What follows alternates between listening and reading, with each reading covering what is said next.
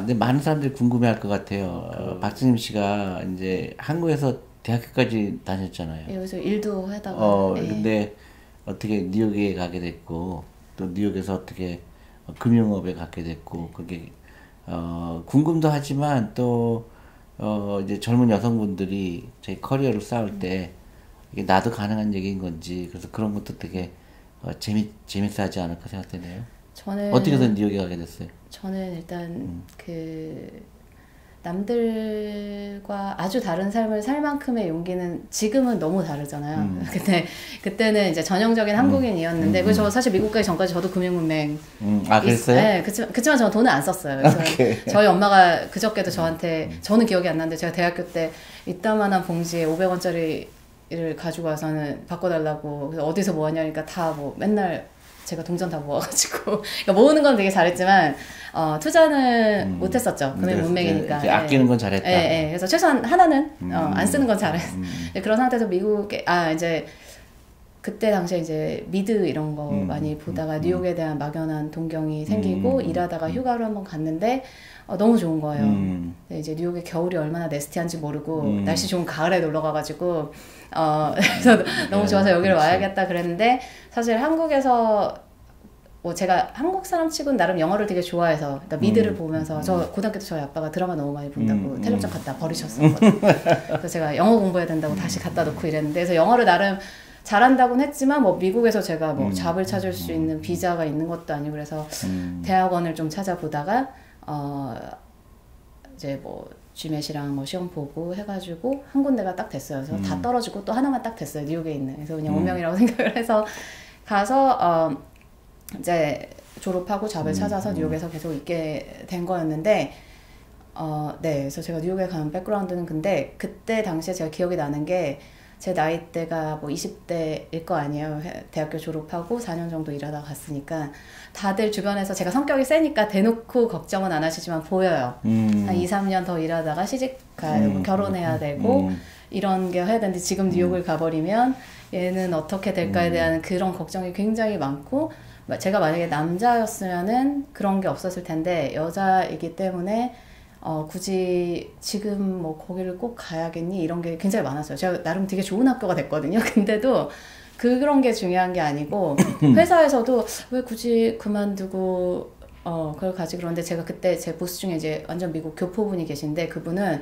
무조건 가야 되고, 그러니까 항상 되게 인파워링 해주시는 그런 코멘트를 많이 해주셨고, 뭐 근데 어쨌든 간에 저는 이제 갈 거니까, 그래서 갔는데 큰 일탈은 아니지만 어쨌든 남들과는 다른 20대 싱글 여자분들, 요즘에 이제 더 용감해지셔가지고 많이들 그렇게 가시는데, 그 당시에는 사실 많지는 않았어요. 그래서 저희 학교도 한국에서 오신 분이 그때 6명인가 있는데 그중에 여자는 저 혼자였고, 갔는데 그랬기 때문에 기회가 있는 곳에 갔고 그 기회를 잡을 수 있었던 거라고 생각을 해요. 그래서 제가 한국의 그 많은 이제 주니어 펀드 관련해서 부모님이나 주니어 펀드 진짜 주주분들, 주니어 여러분들 만날 때도 내가 하고 싶은 거를 해야 후회가 없죠. 그게 잘 됐던 안 됐던 그거는 내가 판단하는 해야 또 잘 될 가능성이 크고. 네, 그죠. 열정이 있고 내가 한 판단이 있고 선택이니까 더 열심히 하게 되고. 근데 남이 하는 대로 하다 보면 결국 남의 핑계 대고 그냥 삶이 악순환이 되는 것 같아요. 그래서 저희가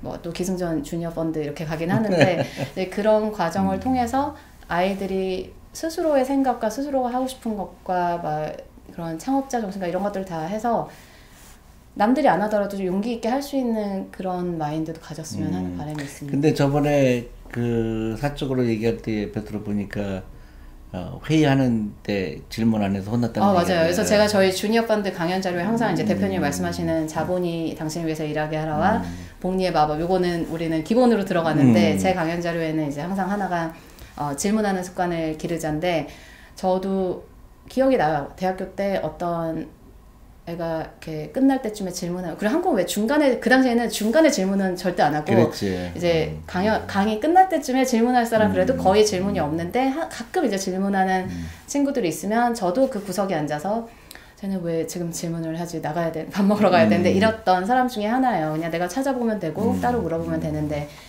그래서 굉장히 전형적인 한국, 그냥 저도 교육의 부산물이었는데 그 뉴욕에서 일을 하게 됐는데 저희가 아침마다 모닝 미팅이 이제 7시 정도에 시작을 하거든요.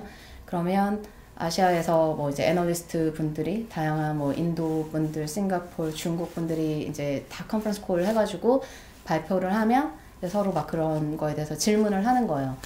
근데 정말 이분들이 열심히 질문을 하는 거예요. 저랑 같이 일하는 분들이. 근데 저는 뭐 끝나고 물어보면 되지. 또 같은 생각으로 질문을 한 번도 한 적이 없는데 어느 날 제 보스가 저를 이제 따로 불러서 딱 한마디 했어. Ask questions. 그래서 질문하라고. 근데 되게 힘들게 어렵게 되게 귀한 잡이잖아요. 월가에서 어쨌든 미국 금융가, 뉴욕 금융가에서 잡은 귀한 기회다 보니까 하라 그러면 해야 되니까 그때부터 질문을 하는 습관을 가지게 됐는데 그게 지금은 이제 질문이 너무 많아서 문제일 정도로 근데 그게 제 삶을 바꿨어요. 세상 모든 게 항상 궁금하고 계속 질문을 하게 되고 내가 모르는 것에 대해서 더 이상 창피해하지 않고 그 과정에 서로 배우는 거고 그래서 그게 제 인생을 바꿨기 때문에 저는 많은 또 우리 주니어 펀드 주주분들도 그런 삶을 갈 수 있는 거에 제가 조금이라도 인스파이어 주었으면 합니다. 그래서 저기 그 박재민 씨가 보냈나요? 그 비디오 그 TVN에 나온 거. 예, TVN 쉬프트에서 네, 그게 너무너무 나한테 그 또 신기하게 느꼈던 거 진짜 이게 맞구나 하는 게 느꼈던 게 TVN의 그런 그러니까 한국 방송국에서 질문으로 잘하는 아이 뭐 그랬던 그러니까 질문으로 잘하는 아이가 너무 중요한 게 그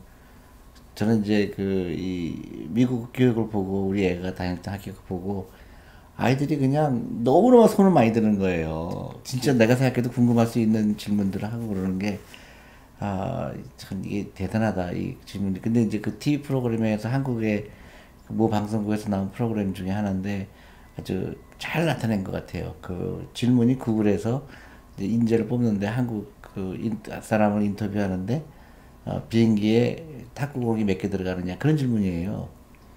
근데, 보통 다른 지원자들은 그러면 다시 질문을 하면서 그렇지. 내가 질문을 제대로 이해했는지랑 그렇게 그렇지. 가는데 이제 한국 지원자는 전화로 하는데 침묵이 흐르더니 계산하고 있는 거잖아요. 쓰는 그러니까 소리가 들렸다.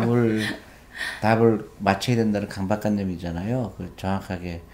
근데 이제 보통 사람 같으면 나 같으면 그랬을 것 같아. 이거 왜 중요하냐? 이걸 왜 알려고 하냐? 이거 굉장히 바보 같은 질문이라고 생각한다. 아니면 뭐 비행기 사이즈가 어떤 사이즈냐 그렇게 해서 그게 커뮤니케이션 되는 건데 한국 교육은 그동안 대학교 졸업할 때까지 일방적인 교육을 받았기 때문에 그런 생각을 해야 된다는 거에 대한 그게 나오지가 않는 거죠. 그러니까 질문 안 한다는 거는 관심이 없다는 거거든요. 아니면 적당히 하겠다는 거거든요. 근데 질문이 없다는 거는 심각한 문제가 있는 거죠. 근데 한국에 있는 많은 기업들이 보면 그 회의할 때 질문을 안 하는 거예요. 그래서 이게 한국 교육이 정말로 심각하구나. 그게 왜 그러냐면 사교육을 받아서 그래요. 학원에서 너무 많은 시간을 보내는 거예요. 저는 이제 좀 약간 우스갯소리로 사교육 하는 거는 엄마가 아이 교육을 하청하는 거다. 그래서 엄마가 직접 유태인들은 직접 가르치는데 한국 엄마들은 그 하청을 주기 때문에 그 아이가 계속 경쟁력이 점점 더 떨어질 수밖에 없죠. 특히 저는 대학교 가서 강의할 때 굉장히 안타까울 때가 많아요. 질문이 없는 거에 대해서. 질문이 거의 없어요. 근데 좀 안타깝죠. 내가 이제 그 출시한 펀드 중에 여러 가지가 있지만 주니어 펀드는 사실 우리나라 우리 아이들 부자 되는 프로젝트잖아요. 그래서 특별히 더 애착이 가는데 많은 사람들이 궁금해할 거예요. 그 주니어 펀드가 뭐지? 그래서 그 어떻게 투자가 되고 있지? 근데 복리 얘기를 많이 했는데 또 복리하고 무슨 상관이 있지? 그 다음에 여러 가지 궁금한 게 많을 것 같아요. 그래서 간단하게 주니어 펀드를 투자하면 어떤 이점이 있나요?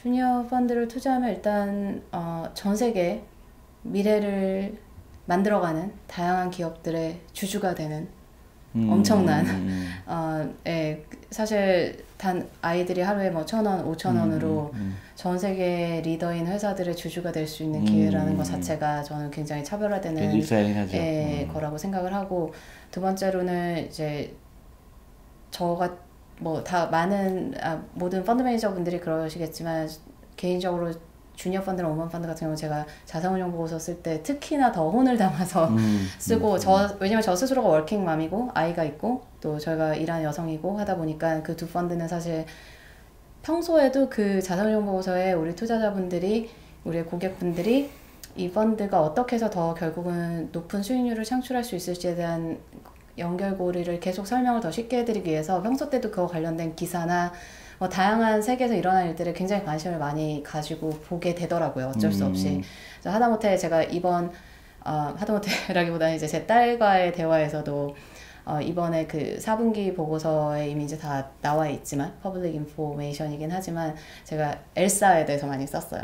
그 프로즌 2 겨울왕국에 대한 엘사에 대해서 많이 썼는데 그 엘사에 제가 사실 딸을 가진 부모님들은 좀 아시겠지만 엘사 드레스가 되게 꼴보기 싫어지는 순간도 오거든요. 너무 입고 다녀가지고 그래서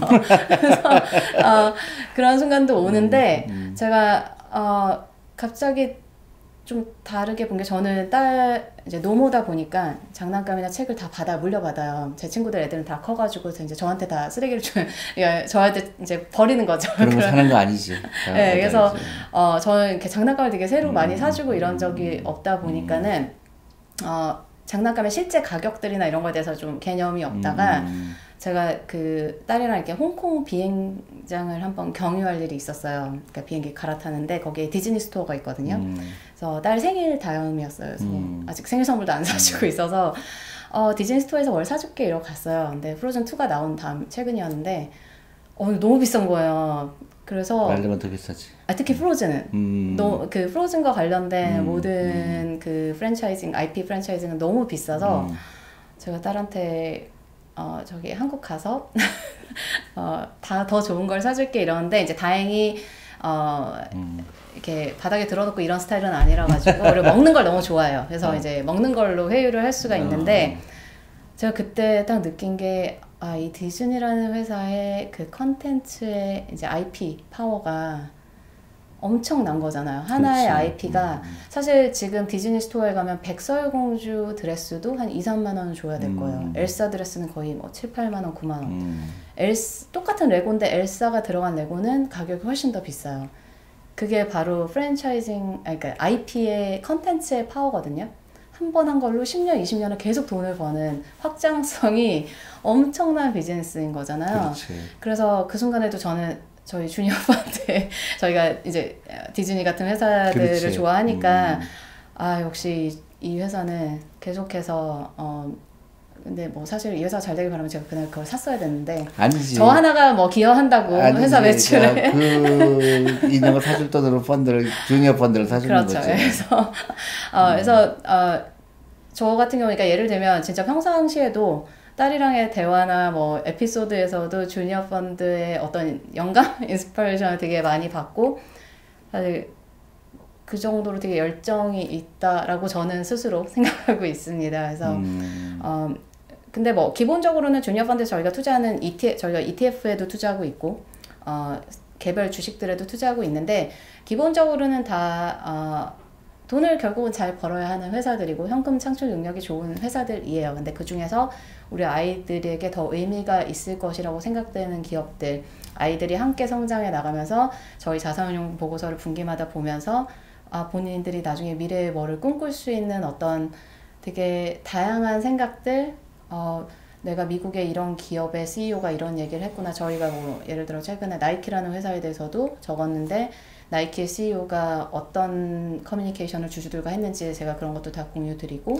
그러니까 이 펀드 매니저도 하지만 이제 아이들의 엄마니까 그런 우리 아이들을 또 경제를 가르치고 금융을 가르치는 입장에서 사실 굉장히 개인적으로 또 펀드 매니저가 되는 게 되게 흐뭇하겠죠. 근데 이제 많은 분들이 그 3개월마다 보내는 운영 보고서를 그냥 잘 안 읽고 버리는 경우가 많아요. 그래서 그건 진짜 아이들하고 꼭 같이 읽고 그다음에 읽는 걸로 끝내는 게 아니라 그거를 모아야 돼요. 그죠. 그래서 우리 아이가 지금은 그게 무슨 말인지 못 알아듣지만 나중에 보고 내 자본이 이렇게 일했구나. 그래서 나도 여기 보면요. 지금 내가 세이브해서 내가 코리아 펀드 딱 그만둘 때 포트폴리오를 그대로 지금 세이브 해놨거든요. 그래서 그 아이들한테는 사실 그게 굉장한 밸류예요. 내가 5살 때 이 펀드를 갖고 있었을 때 어떻게 포트폴리오가 됐고 20살 되니까 포트폴리오가 어떻게 바뀌고 세상이 어떻게 그러니까 바뀌었는지. 굉장히 비슷해요. 내가 코레 펀드를 운영할 때도 보면 처음에는 전부 저기 레이버 인텐시브라고 그러죠. 저기 노동지각죠. 예.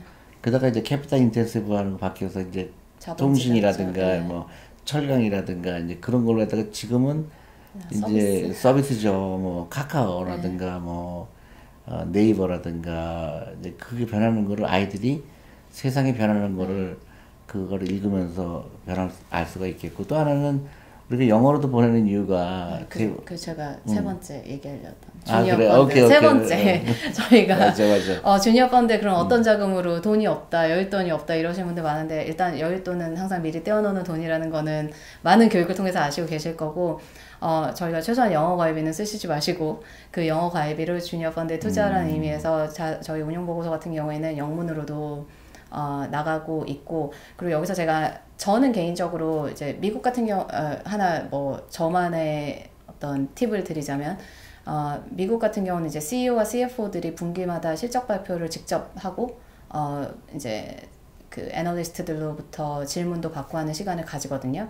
예전엔 이제 막 국제 전화 다이얼은 해야 되는데 요즘엔 다 웹캐스트로 돼서 그렇죠. 인터넷만 있으면 할 수 있고 리플레이가 다 돼요. 뭐 미국 밤 시간이 우리나라 밤 시간이긴 하지만 다음 날부터 일주일, 2주일 동안 리플레이도 되고 트랜스크립트 번역돼 있는 것도 번역이 아니라 이제 받아 적은 거 트랜스크립트까지 있는 경우도 있어서 그 분기마다 아이들이 뭐 예를 들어 마이크로소프트, 페이스북, 뭐 애플 이런 CEO들, 뭐 구글, 알파벳 이런 CEO, CFO들이 주관하는 earnings 콜을 듣고 거기서 저는 더 중요한 거는 그분들이 20분 동안에 이제 우리 실적이 어땠고를 한 거에 더해서 그다음부터 이제 많은 애널리스트들이 질문을 하잖아요.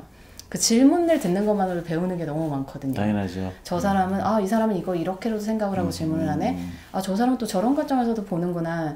그 질문을 듣는 것만으로도 사실 그 답이 어떻게 보면 중요한 게 아니고 사실 그 답을 하는 CEO들도 그들 말이 항상 맞는 건 아니잖아. 1년 후에 그 CEO가 틀렸을 수도 있고. 근데 그 질문이 사실 엄청나게 많은 걸 배우는 거거든요. 그래서 그 분기마다 아이들이 그런 실적 그 콜 웹캐스트를 들어가서 아이들이 좋아하는 업종, 게임 좋아하는 아이들 같은 경우는 게임 회사들. 그리고 요즘에는 이제 저는 한국도 10년, 20년 전 비교하면 한국의 좀 큰 기업들도 다 그걸 하세요. 그래서 어닝스 콜에서 임원진들이 나와서 1시간 동안 하고 근데 어닝스 콜이라고는 잘 무슨 말인지 모르니까요. 실적이 분기 실적이 나올 때마다 이제 한 분기에 전화를 대한 컨퍼런스콜 하는 거죠. 분기에 대한 실적을 보고하고 이제 그 증권사 애널리스트 분들로부터 질문을 받아서 거기에 직접 대답해주는 시간을 가지는 건데 그거 자체만 분기마다 꾸준히 하시고 해도 그렇죠. 엄청나게 나의 아이가 너무나 다른 멋진 삶을 그래서 살 수 있을 이제 것 많은 같아요. 분들이 질문을 하거든요. 내가 금융인이 되고 싶다. 금융 쪽에 내가 직업을 갖고 싶다. 그럼 이런 거를 평소 하면 네. 사실 어떤 책을 읽는 것보다는 더 효과적인 방법이 있어요. 수능을 위한 영어 공부보다 이 그런 엉터리죠. 알파벳의 CEO, CFO들 이런 분들이 쓰는 그 영어가 보면 어려운 단어 하나도 없거든요. 근데 굉장히 프로페셔널하고 세련된 문장 구사잖아요. 그렇지. 이것만 배워도 물론 거기에 전문 용어는 뭐 이해 못하는 것도 있겠지만 다 이해할 필요도 없고. 또 인터넷 들어가면 다 나올 수 있어요. 그래서 저는 그런 연습을 해나가는 좀 멋진 분들이 계속해서 아이들이 계속 생겨나서 좀 우리나라에도 엄청난 뭐 지금도 많이 나오기 시작하고 있지만 전 세계를 바꿀 수 있는 이제 창업가들이 많이 나왔으면 내가 지금 합니다. 너무너무 안타까운 게 이렇게 좋은 세상에 살고 있는데 왜 아이들을 그 국영수에 국한해서 그렇죠. 그냥 단어를 외우게 하고 그냥 똑같은 문제를 계속 그냥 반복해서 풀게 하고 정답을 자꾸 정답이 없는 경우가 더 많은데 왜 그 정답을 알려고 하고 뭐 항상 푸시백 오는 것 중에 하나가 그래도 한국은 일단 좋은 학교를 나와 처음에 기회가 주어져 이런 얘기 굉장히 많이 하시는데 저도 신세대는 아니잖아요. 그러니까 과거를 살아온 사람들이 미래에 대해서 뭔가 이거예요 저거예요라고 얘기하기는 힘들다고 생각을 해요. 근데 예전에는 이제 우리나라에 뭐 인터넷 포털이 뭐 2개 정도밖에 없는데 예를 들면 예전에는 그런 서비스들은 거의 절대적이었어요. 그냥 다 거기 가서 서치하고. 근데 지금은 미국 회사가 들어와서 요즘은 젊은 층들은 다 미국 회사의 포털에서 한국 것도 한글로 다 서치하고. 그 얘기는 뭐냐면 광고 시장을 장악하고 있었는데 이제 나의 경쟁은 나는 한국에서만 살고 싶어도 글로벌 회사들을 이해하고 그들을 알지 않으면 경쟁력이 없게 되는 시대가 된 거예요. 그렇지. 그래서 한국에서만 살 거고 한국에서만 할 거예요 해도 더 이상 경쟁력이 없고 또 우리는 뭐 외국 회사와도 경쟁을 하지만 이제 로봇들과도 경쟁을 하잖아요.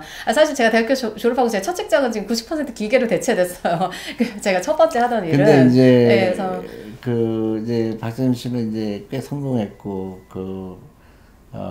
뉴욕에도 진출하고 했는데 이제 많은 사람들이 그렇게 얘기를 해요. 저한테도 비슷한 점 많은데 그래도 공부 잘했으니까 된 거 아니냐. 그에 대해서 어떻게 대답을 해요? 제가 공부를 그나마 덜 잘했기 때문에 어쨌든 공부 잘했잖아요. 객관적으로 봤을 때. 그래서 이제 그래서 당신도 공부 잘했으니까 된 거지. 저는 그거에 대한 답이 있어요. 어. 제가 공부를 좀 더 덜 못했으면 지금 여기 있지 않겠죠. 작업했을 것이다. 저는 이미 은퇴해서, 더 큰 돈을 벌었을 저는 거다. 이미 맞아요.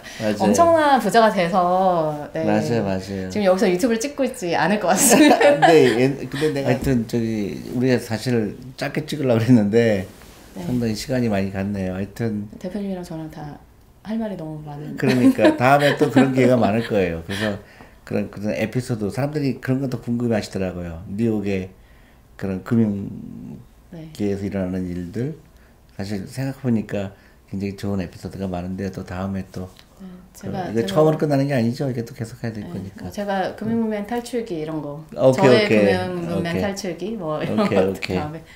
그래요. 대표님에 대한 다른 재밌는 이야기들.